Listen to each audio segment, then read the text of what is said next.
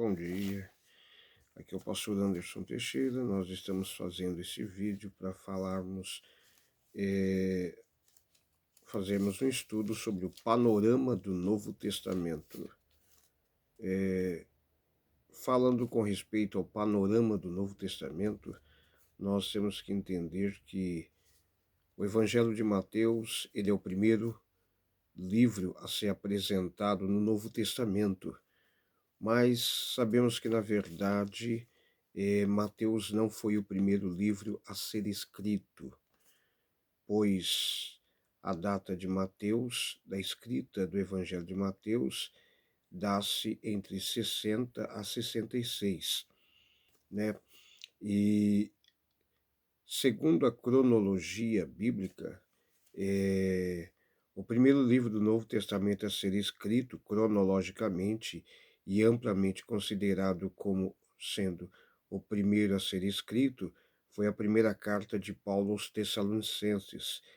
Esta carta, acredita-se que essa carta tenha sido escrita por volta de 50 depois de Cristo, aproximadamente 20 anos após a crucificação de Cristo.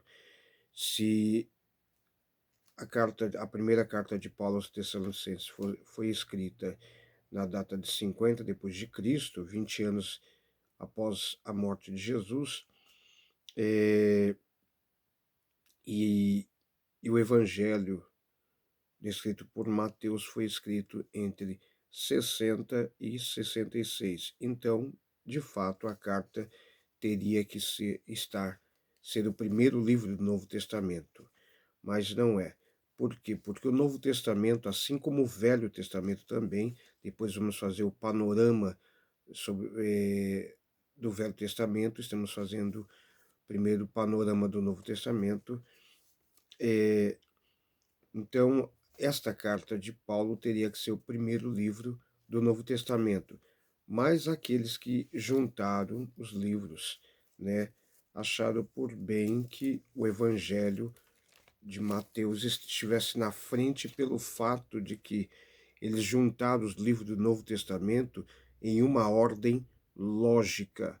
Lógica por causa do sentido. O Evangelho de Mateus, ele apresenta Jesus como rei dos judeus, né? A figura teologicamente apresentada ali em Mateus é Jesus sendo um leão, a figura de um leão, e essa figura a gente já sabe que tem tudo a ver com a realeza, com o rei. Então Jesus é apresentado e Mateus vai fazer de tudo para provar que Jesus de fato era o Messias esperado pelos judeus, né?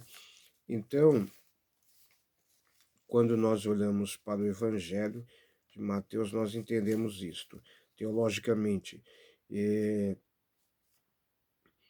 quando isso aconteceu? Quando o livro, o Evangelho descrito por Mateus passou a estar na frente? Logo no segundo século. No segundo século, eh, foi colocado assim pelos líderes, pelos pais da igreja, e aí Irineu de Lyon, eh, aproximadamente em 180 depois de Cristo. Irineu de Lyon tem tudo a ver com isto.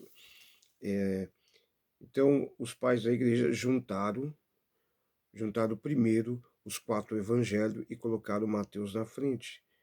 E posteriormente veio os outros livros, as cartas de Paulo foram sendo aceitas e colocadas posterior, sequentemente atrás, né? A figura de Jesus é descrito em Mateus como de um leão, figura de realeza, como eu acabei de falar. Esse Mateus era cobrador de impostos, né? Mateus era cobrador de impostos para a corte romana. E anteriormente Mateus era chamado de Levi, mas quando Jesus o chama, o convoca para o santo ministério, Jesus logo troca o nome dele, chamando ele de Mateus. Então, isto fica claro porque o livro está desta forma descrito. O Evangelho de Mateus descreve cerca de 21 milagres realizados por Jesus Cristo, curas físicas, exorcismos, Jesus expulsa demônios, milagres sobrenaturais que são feitos, né? Tudo isso no Evangelho descrito por Mateus. Eu fiz um pequeno rascunho para a gente poder seguir a sequência aqui do entendimento. O Evangelho de Mateus, ele tem 28 capítulos e 1071 versículos. Em Mateus nós temos aproximadamente 23 parábolas contadas por Jesus. A primeira parábola do semeador, Mateus 13, do 3 ao 9, você tem uma parábola, e do verso 18 ao 23, desse mesmo capítulo 13, você tem outra parábola também do semeador. Nos mesmos capítulos, você tem duas parábolas, melhor dizendo. A parábola, aí você tem depois a parábola do joio e do trigo, que está em Mateus 13, 24 ao 30, e também você tem 36 ao 43, você tem aí outra parábola. Você tem a parábola do grão de mostarda em Mateus 13, versículo 31 e 32. Você tem a parábola do fermento em Mateus 13, 33. A parábola do tesouro escondido, Mateus 13, 44. Você tem a parábola da pérola de grande valor em Mateus 13, 45 e 46. Você tem a parábola da rede em Mateus 13, 47 a 50. Você tem a parábola do credor incompassivo em Mateus 18, 23, 35. Você tem a parábola dos trabalhadores da vinha em Mateus 20, verso 1 ao 16. Você tem a parábola dos dois filhos em Mateus 21, 28 a 32. Você tem a parábola dos lavradores maus em Mateus 21, verso 33 ao 46.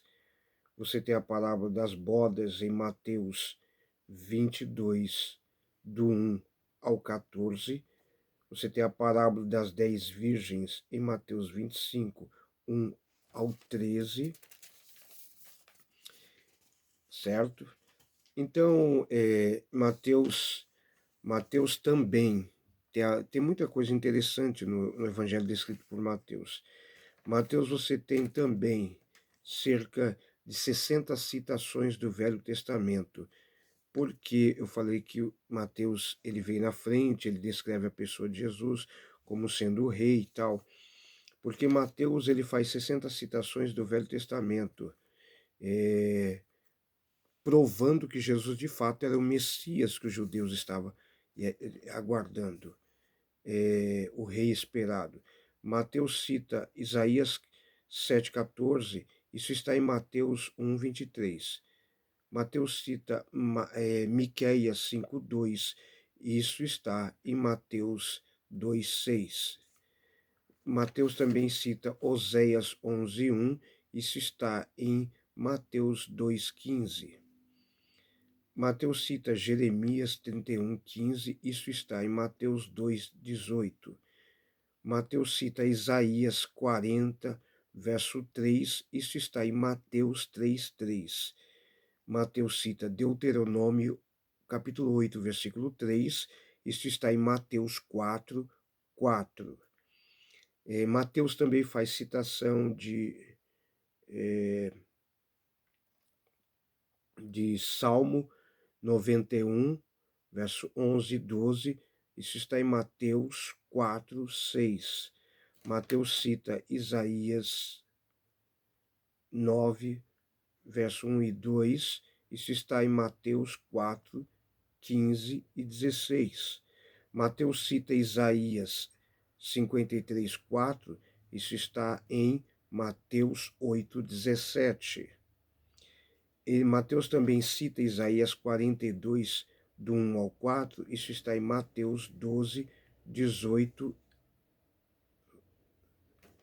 18, Mateus 12,2, 18, Mateus 12, 18, melhor dizendo.